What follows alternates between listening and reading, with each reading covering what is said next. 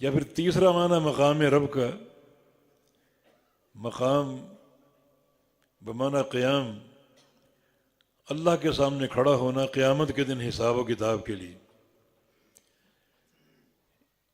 اور اس میں بہت سے تلخ حقائق ہیں. سب سے تلخ حقیقت یہ ہے کہ ہر بندے کا حساب اللہ نے لینا ہے،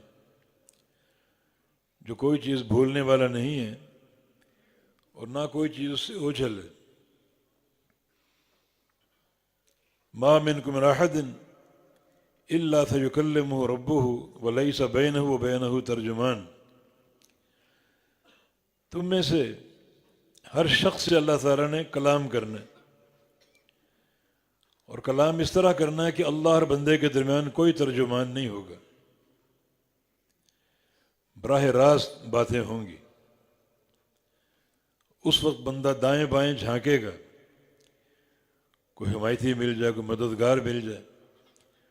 فینظر الی ایمن منہ فلا یری الا ما قدم. دائیں طرف دیکھے گا تو دائیں طرف صرف اس کے اعمال، نیکیاں نظر آئیں گی. ینظر الی اشأم منہ، بائیں طرف دیکھے گا فلا یری الا ما قدم، بائیں طرف بھی اعمال نظر آئیں گے گناہوں کی صورت میں.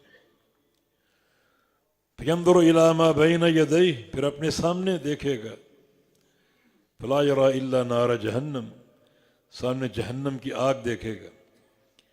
یہ اس کی عدالت کا منظر ہے.